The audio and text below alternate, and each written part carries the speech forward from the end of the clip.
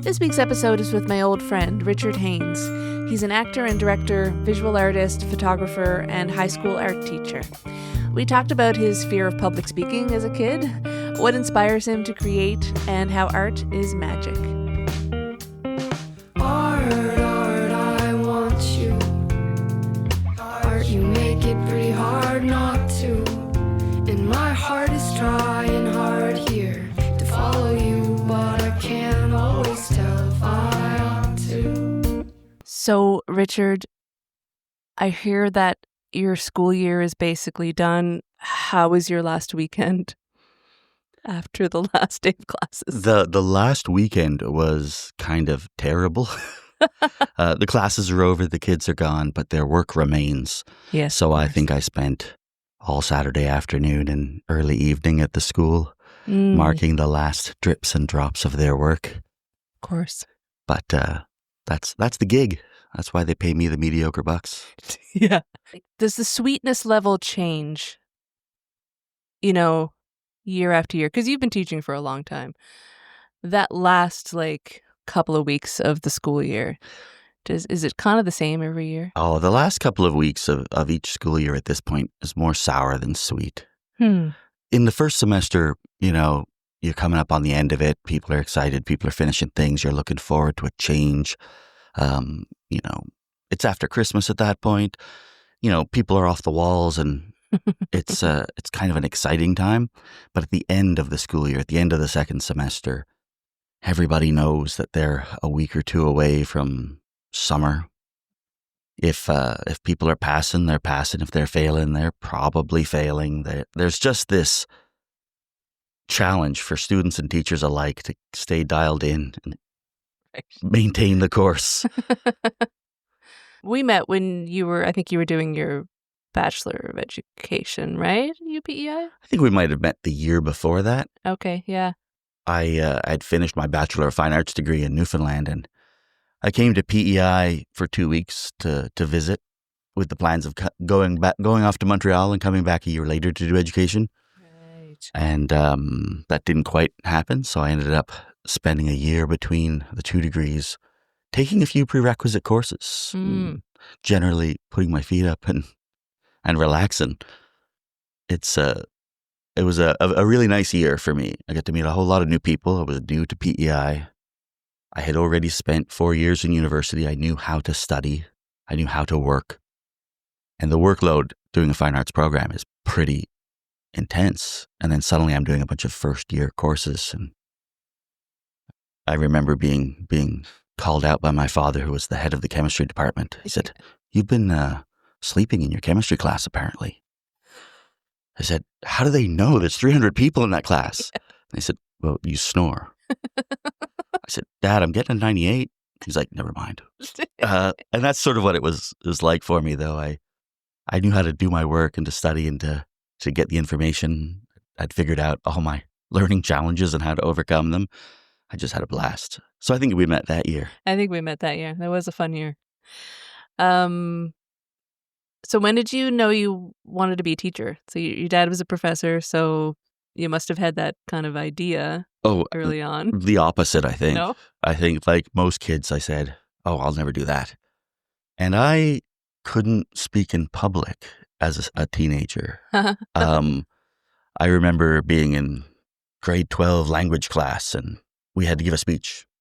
Non-negotiable. I tried everything I could to get out of it, including not writing a speech. I got up and they forced me to, and I gave a speech about how hard it is to give speeches. And as a joke, as I stumbled back at my desk, I thought, "Oh, I'll pretend to fall," but I was too shaky. I fell. And I swore I'd never talk in front of people again, which was funny because people had said to me when I was young that I'd make a good teacher, and I never gave it any credit. My father was a professor. I didn't have any plans. But for me, what happened then was years later doing an art history presentation, a group presentation, to get out of the presenting. I told my group, "You guys do your share of the research. I'll write the whole paper." The problem was they'd each done their own research, sure, but they didn't have the whole picture. And the presentation began and they just started crashing. Right. And I worked pretty hard on the paper, and I worked hard in art history all the time. I loved the class. I loved the prof. And I was like, I will not let this happen. And I just took over. And I don't remember a thing from it. I remember going, I can't let this happen. And then afterwards, it was over. And the prof was like, wow, that was really good. You should think about doing that for a living even. And that was the moment. So that was, yeah. So knowing how much you've been acting and directing and being involved in the theater over the years, like, was that the impetus for being on stage, or did that come a lot later? I think that was 50% of the first bit of acting. The other 50%, like most good stories, began with a girl. The fine arts school that I went to had two programs, the visual arts and theater arts. And so at that point, when I had that epiphany, it was in my third year, and had been dating a lot of theater people and loving, all the things that watching them perform and celebrate. I was intoxicated with theater, an avid theater goer, just never dreamed of doing it myself. And then suddenly, I can? And in the fourth year of my time, I turned all my electives into theater courses, started taking the theater history and the stagecraft and all of the things that would have started me on another degree. And they had open auditions for their great fourth year productions. The students had to direct something, and so they would have open auditions for anybody. I didn't get a part, but I auditioned. And that's the first step. I'm getting at all of the origins for all the different types of art that you do. When did you start, like, painting? Oh. Art for me started pretty early. I mean, I was always drawing, probably from the point in time that I first started reading comic books as a kid. The earliest drawings were all me tracing comic book covers, and then me looking at comic book covers and drawing them, and then me trying to draw my own comic book covers and comics. And then when I hit high school, I had an art teacher, Angela Baker, who really encouraged the art. I just thought I was fine. I never thought about it as a career either. I just thought it was the course in school that I would have fun in. But she saw more than that. And, it's really at that point where I started to paint because I had the opportunity to. And she said, yeah, go to art school. She said it in a Jamaican accent. She was 4 feet tall and Jamaican. One of the most interesting characters I had ever met. And I remember seeing her art as a high school student. She brought in some stuff that really was pretty awesome. But for a high school student, was like, what? Are these bleeding bones coming out of the ocean? Just changed my whole perspective on who a teacher was and who an artist was. She did make me promise to never become an art teacher, though. Which is what you went right into after. Almost right into, but it wasn't my intention. I mean, I went from high school to art school. Last minute decision, pushed on by her. My mom telling me I would starve professionally. She was in art school at the time when she said it, so I don't. And then I didn't know what I would do from there. And it was then that last year where I suddenly I can talk in front of people. And I taught some kids' art camps. So when I finished and decided to teach, I actually intended to teach grade 1. And my degree in education is in primary education. Is it? It is. And I ended up in high school anyway, because at the last minute, I pivoted again. I keep getting little tastes of experience that make me go, everything I thought was wrong. Try this instead. And I've learned to just follow that instinct. Yeah, you gotta. Yeah. Yeah. So you've created some really beautiful paintings. Did you want to pursue that as a career at any point? I think when I was in my fine arts degree, I double majored in painting and photography. And so by the time before I was thinking about being an art teacher or a teacher of any kind, I think of myself as a photographer first. Mm-hmm. I think I kept studying painting because I could, but photography was where my real passion was at first. I did a lot of photography, but it was still in the days of the darkroom and the chemicals. I taught photography for a little while in high school while it was still in the darkroom. Yeah. But as things started to shift towards digital, I lost a lot of the passion I had for that. I love composing a photograph. I love taking pictures still. But that whole dark room mystique was gone. Mhm. And with it, some of the things that had driven me forward. The romance was gone. Yeah. There's something about like being alone in the dark with the Mhm. enlargers and the chemicals. Yeah. Things just appearing before your eyes. It's pretty magical. Yeah. So switching to computers it was natural. Obviously, it was going to happen. Mm-hmm. Bit by bit, I could see the digital creeping into what I was teaching. But at the same time, the enrollment in my art classes was growing, and they needed me to teach more of those and less of the photography anyway, and made good sense. All worked out. And then it was teaching art that kept me painting more. Mm-hmm. Demonstrating new techniques, trying new things, showing students how to do something I hadn't done before, Right. and discovering in the process something new. That's what's really kept me painting. Is there any element of your teaching art right now that does include technology? Are there any tools that you teach or use in the classroom? I'm pretty low tech, I think. I mean, the students, I feel like you learn the fundamentals with a pen and paper and a pencil and a paintbrush. And that those skills then translate into digital mediums. I'm sure you can learn it all from scratch going purely digital, but why stay purely digital when you can do both? Start with one and go to the other. I keep my work open at times, homework assignments, things like that. I give kids a prompt of something to draw. They don't have to draw it.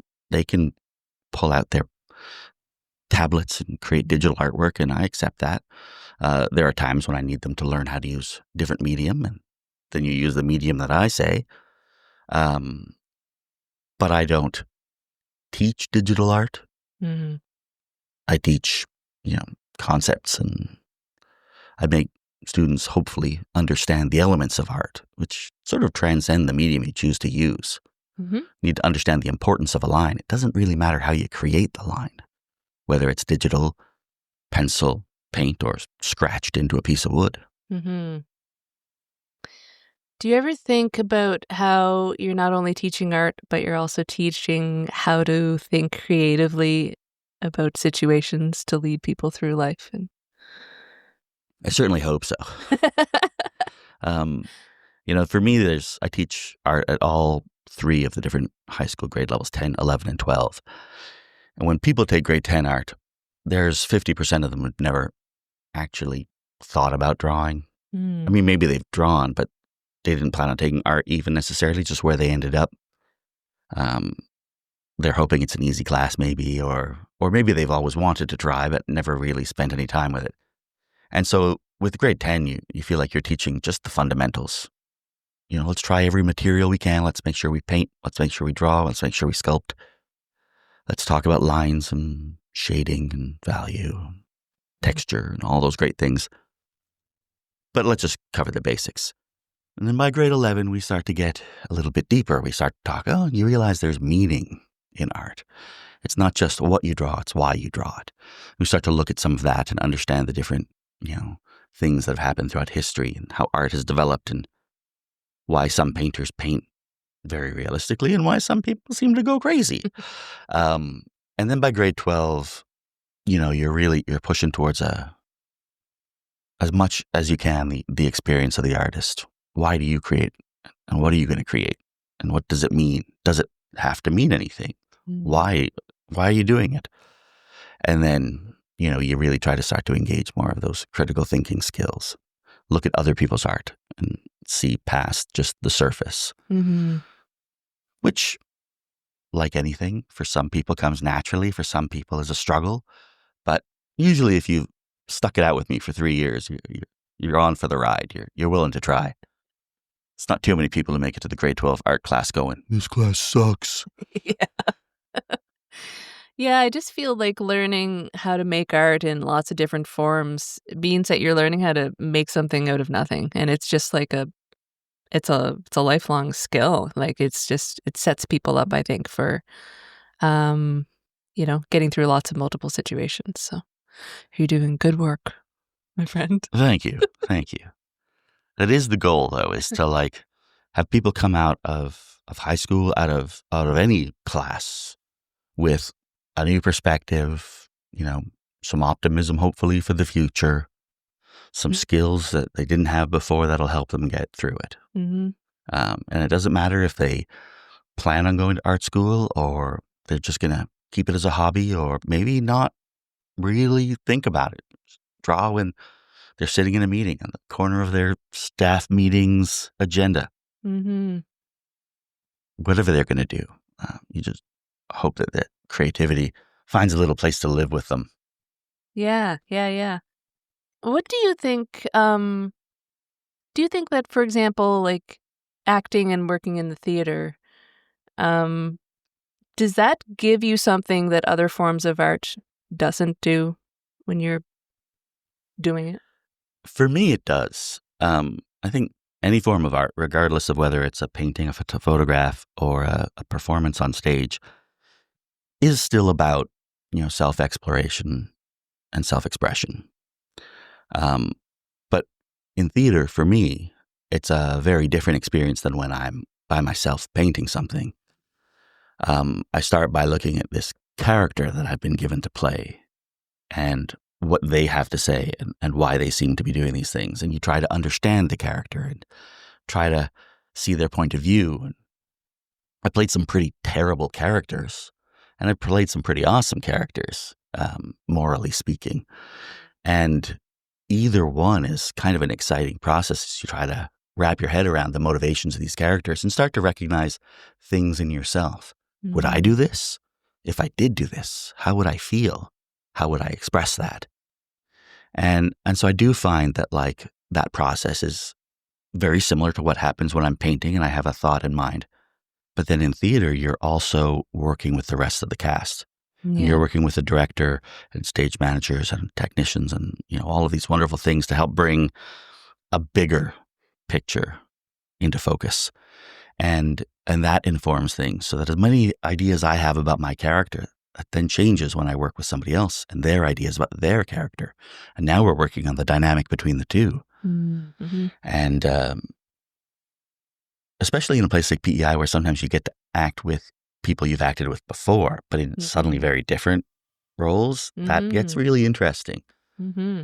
And I found myself like playing opposite someone I played opposite before and us saying, well, yeah, we did this before. How can we do it differently now? Yeah. How can we really shake it up? And that's a pretty cool thing. Yeah. Can you think of a time when you felt that any kind of your art truly connected with someone in a meaningful way? Could be a theatrical performance, could be a painting, could even be a moment with one of your students. The first thing that springs to mind would be really the reason as well that I pivoted from primary education to high school. I had, as a student teacher, when I was doing education, the third time they would send you out to the classroom as a student teacher, they would say, do something different. And what they usually meant by that was, if you're doing grades 1 to 3, try 4 to 6. And I said, well, why don't you put me in a high school and an art or drama? Because I've got experience with those and I could do those. And they were like, I suppose. I mean, they couldn't really argue. That was exactly what they were telling me I should do, but it wasn't what they were expecting. And so they placed me at the same school I teach at now, doing drama with, a teacher who has since retired, but I worked with for a couple of decades before he did. And we were working on a musical, not a big on the Confed Center stage musical, just a little tiny musical in the cafeteria. And it takes a lot of work, regardless of the size of the stage, to make a musical happen. And I just remember hanging some lights on a ladder, a student holding the ladder, telling me all about the stress that they were having as a grade 12 student moving forward, being drawn to creative things like theater and singing, and yet, faced with the uncertainty of what kind of a life does that give me. And just being able to provide my own experiences and insight into that and feeling that it was useful. Mm-hmm. For them, that conversation was, they said, or they felt at the time, really important. And I felt that in that moment and realized that I was making a connection with somebody and helping them with something that, I struggled with when I was that age, that I needed more guidance on. And now I had a perspective that didn't provide the answers, but could help point out some of the flaws that sometimes people fall prey to. Yeah. The idea that you will be a starving artist professionally. Well, yeah, because what other message is out there for people, really? That's still the thing. You have to be very, very lucky, and you have to work very, very hard, and maybe you'll make a living at your art form, but probably you won't. Which is true for lots of different careers is the thing. And people often, just, I think, need to stay a little bit more open-minded, ready for that pivot. Yeah, agreed. If I had not pivoted towards education, if I had come out of art school thinking, yep, I'm going to be a professional photographer, maybe I would have, probably I wouldn't have. But what did I do over the next couple of years before I was a teacher? Well, I worked as a photographer for a newspaper, and then I worked as a photographer for a theater. And I started using different skills that I had learned that still connected with the things that I loved and found other opportunities. I spent some time as an assistant curator to an art gallery. I learned a whole bunch of things there, and I had no real skill at that part of the art world, but it connected. And just, kept playing along until I found the right spot. And there are so many things that people can do in the world of art. I mean, every game you play, whether it's on a phone or a PlayStation or, on a board at a table, is created with the help of artists. Every website we visit, we need artists. Graphic designers create so many things. And it's not necessarily easy to get into those careers, but it's not impossible. No, and you just have to recognize that there's a possibility there and keep your eyes open for it. I don't know if you heard my chat with Luke Lunas, who has basically just jumped from one creative job to another. He's like, because he just didn't want to have a regular job, and so every time he did have a regular job, he was just watching for the next creative opening somewhere. Yeah. And then he's like, yeah, that sounds fun. Let's try that. And then he just do it. And that's, it's not something that everybody can do. Yeah, but exactly. when you can do it, especially when you're younger, I think go for it. Why wouldn't you? Yeah. I acknowledge that I have a special level of privilege as an art teacher. I get to create art, sometimes as an example for students, sometimes just, for myself. I maybe don't create as much art as I could or should, but I also don't have to paint to live. Yeah, that's the teaching side of that gives me a career, a lifestyle, a paycheck. That's important and gives me the freedom to just keep being creative and trying to foster creativity. I occasionally wonder or worry rather that it gives me a sort of a rose tinted view of the world. I'm kind of, especially as I get older, more aware that that optimism and idealism is great, but you do need to be a little mindful of the pitfalls that can bring. Gotta be cautious. You gotta be aware, but you gotta take risks as well. Yeah, you do. And I do think that optimism is more important now than ever. Oh, yeah. Also, you do have to have the awareness, and you gotta, yes, but yeah. Optimism is fundamental. I used to think that ambition was one of the most important things for an artist to have. That, you needed to want to do something. But now I feel that while ambition is useful, it is not as useful as optimism. Yeah. You just need sometimes to look on the bright side of things. Mm-hmm. And it is very hard to do that when you are looking at all the things that are going on in the world. Yeah. And you don't want to escape from reality, but it is nice Maybe sometimes you do. to reframe reality your own way. And artists can do that. Yes. Yes, I like that. Reframing reality. You touched on this a bit, but what have you learned about yourself through the characters that you've played on stages over the years? It's probably many things, but Yeah. That's a tough one. I think the main thing that theater in general has made me realize is that we never really get to use all of the potential that we have. mm-hmm. Like anything, there's certain expectations that we have for ourselves and other people have for us, and we try to live up to our expectations for ourselves and try not to pay too much attention to the expectations others have.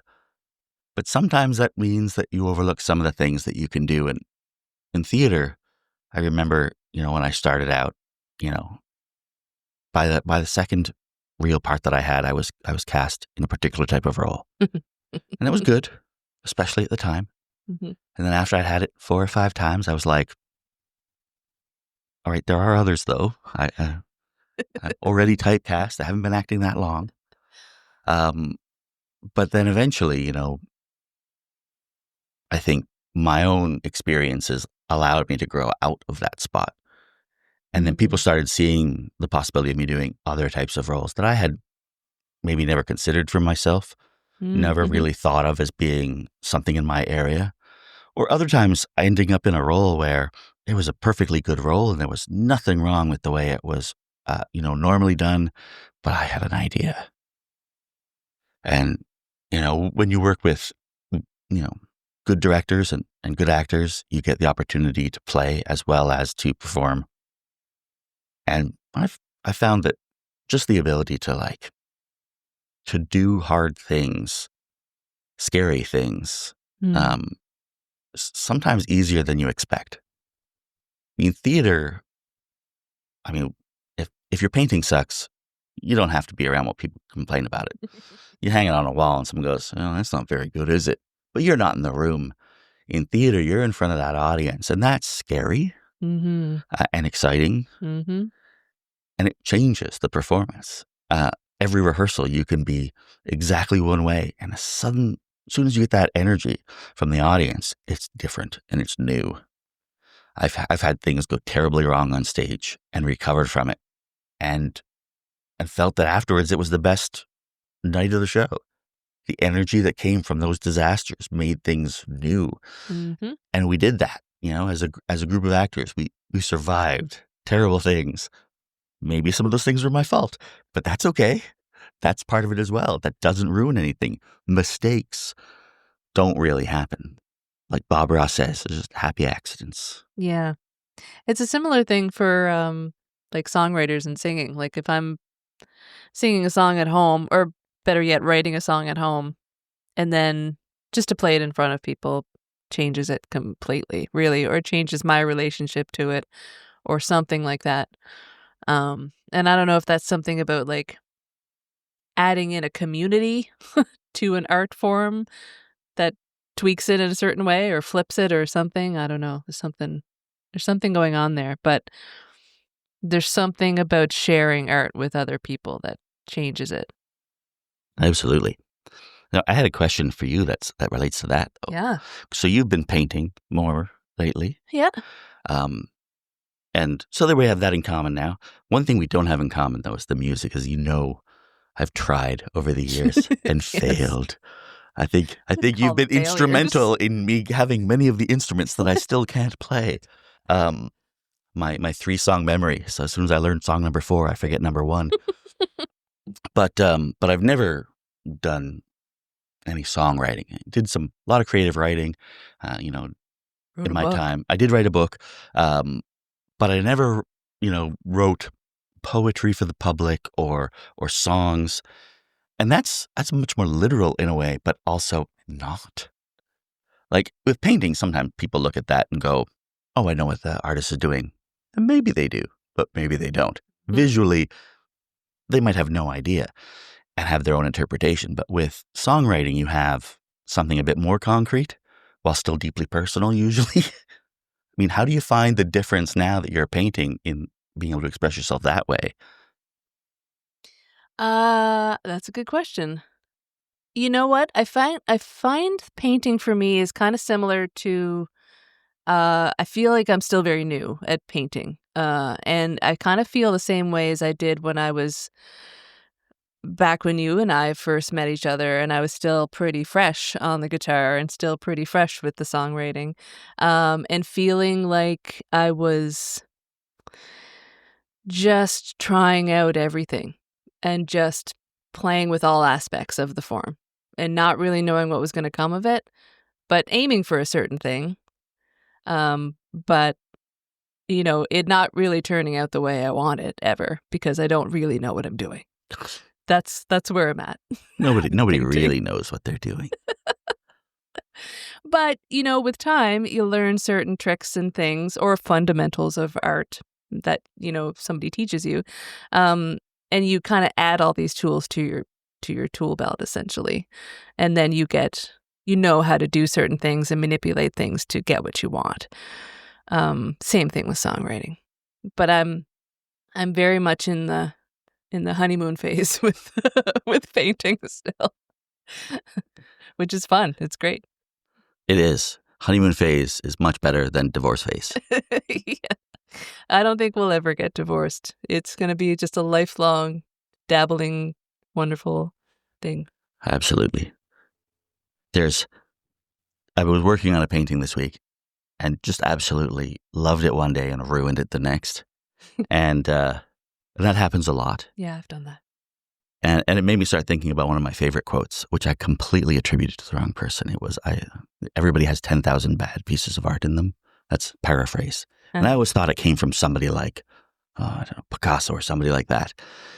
Picasso's got a lot of great quotes, but that wasn't one of them. And I've been saying that to students for years, though. We've all got 10,000 bad pieces of art. And it's 10,000 bad drawings, 10,000 bad paintings. You got to get them out. I looked it up recently, and the guy who actually said it was the same person who created like Bugs Bunny and Daffy Duck, which isn't a criticism. That's awesome. No. Like he created some lasting art right there, iconic stuff. But I like that even more now because, he made art his living. He found something that worked. His legacy remains, and he somewhere in there had his 10,000 bad pieces of art as well. So I look at my busted painting this week and it's, well, that's pretty good. Where does your inspiration come from when you're painting? Lately, and for years, it usually starts more with process lately because I teach and I want to keep things interesting for myself as well as for students. I will try out new things that I've never done before and figure them out and show them to students, or I'll see something a student is doing and go, I wonder how that works if I apply it to my work. And I find that I've done a lot of pieces that I would fall into the realm of pop art. They're, inspired by popular culture because I felt like translating images from our culture into, some interesting technique that I've been playing with. And that's wonderful. I've got so many fun experiences as a result. Not a lot of cohesive artwork lately as a result, though. Spent a lot of time in the last month or so thinking about kind of going back to basics a little bit, maybe this summer, once I'm truly out of school and start creating, whatever it is my art style is now. In the past, before I became more interested in process, I was very much inspired by the idea of people's shadows and personas. I always like the idea that we all portray ourselves a certain way. That's not really us. We all hide things from people. Isn't really us either, but we feel, is there and needs to be hidden. And there's something in between what we hide and what we show. That's what we really are. And I find that was usually the motivator for a lot of my painting when I was in university, when I was, still making a point of painting all the time or creating all the time.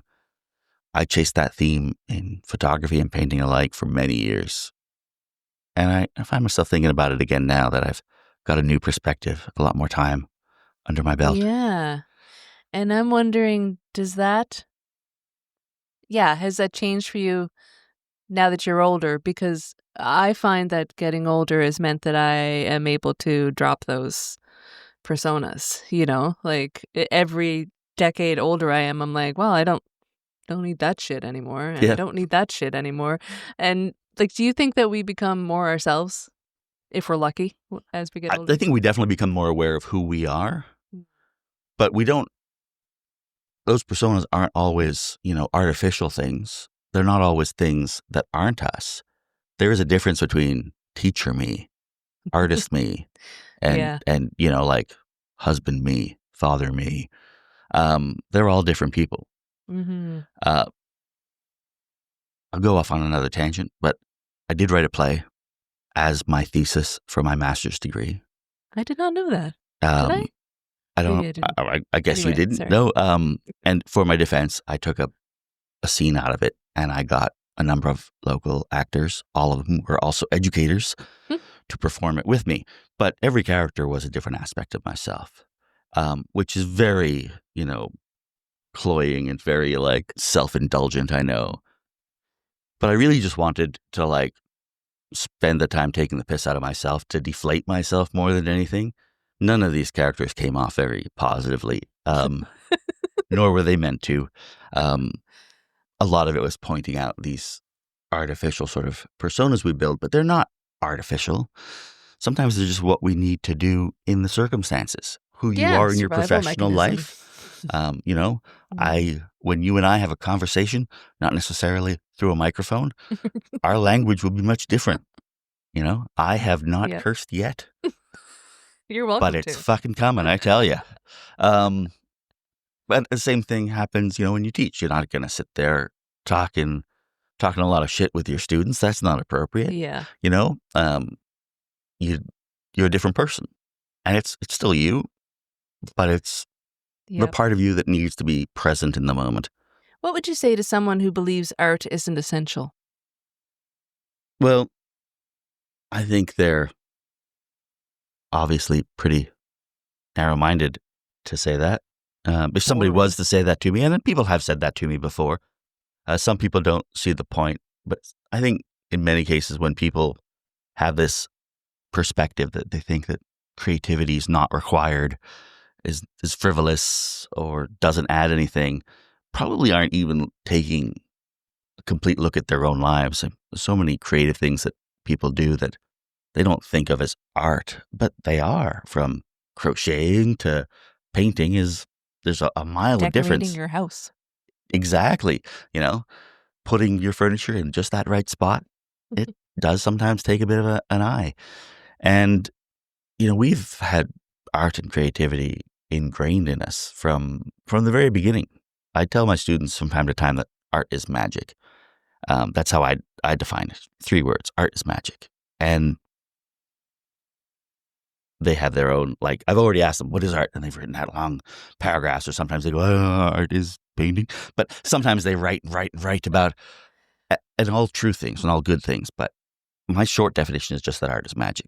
Because back in the days when we were doing not much more than gathering berries and hunting for meat, we were also painting on the walls of cave. Mm-hmm. And that, was a form of voodoo right there. Sympathetic magic. Want a good harvest? Let's draw it on the wall. Want a good hunt? Whether you're recording what happened or hoping that that'll happen if you will it into being with a paintbrush or a stick. Or a song. It was all very important. Mm-hmm. And that's the sort of thing that evolved with time, but it's always been part of us. There are schools of medicine that require their students learn an instrument. There are lots of times, and it unfortunately goes out of fashion as well as it comes in, but there are times when schools and districts say you have to have at least one creative course while you're here. And unfortunately, it's hard for that to stick all the time. Mm-hmm. It's come and gone here a couple of times, but it is important. You need different outlets. You need types of work that don't necessarily tax the same parts of your brain. You need to change gears. And sometimes you just need to relax. What's coming up for you? Are you working on any plays this summer? Or are you doing anything creative this summer? Or are you just going to friggin' relax? I'm going to friggin' relax. My last few years, I was dealing with some medical issues, back problems, and had surgery on my spine. So this time last year, I was in recovery, actually, from my surgery. Mm-hmm. I wasn't working for a few months, and I had the summer to basically start moving around again. And so I didn't do a lot. And now I'm better. I'm not 100% yet, but I could do more. And so I do want to spend some time trying to figure out what I'm going to do next. Mm-hmm. I don't have any plays on tap because I'm going to move into another musical for the school next year. So I'm going to plan that a little bit over the summer, make some decisions. And I don't know what that is yet, no. And then, like I said, I want to get back to some of the basics in painting, some of the concepts that interested me when I was younger, and take a look at them from old eyes and see what comes of that, if anything. But yeah, I think I'm going to relax a bit. Good call. Thanks for doing this with me. This was fun. This was a great time. Thanks for having me.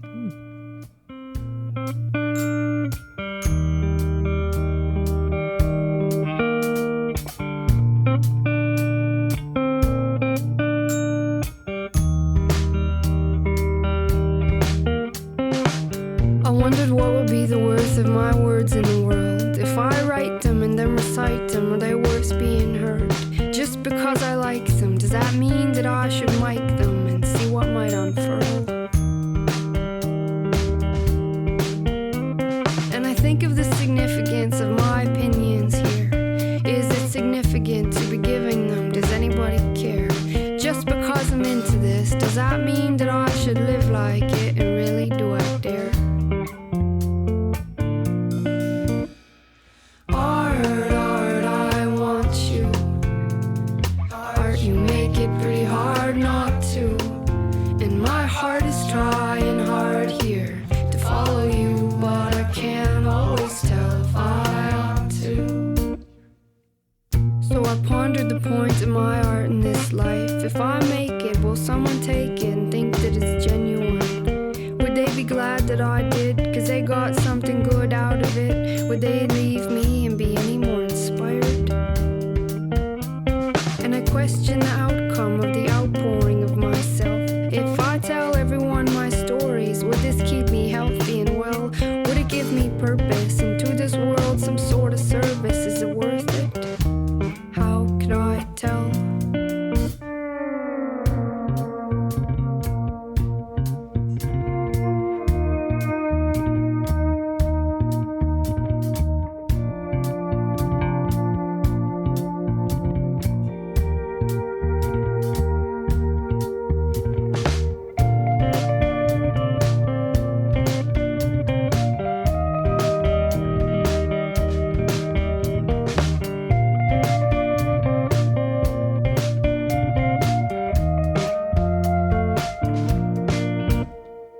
Art, I want you. Art, you make it pretty hard not to. And my heart is trying hard here to follow you, but I can't always tell if I ought to. Art, I want you. Art, you make it pretty hard not to. And my heart is trying